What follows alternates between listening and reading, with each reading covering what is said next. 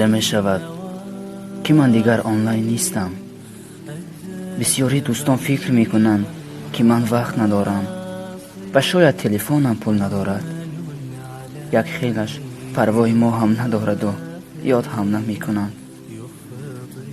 لیک همان روز پدر و مادر خیش و تبار مرگ مرا ششته به گور تنگ و تاریک می برند.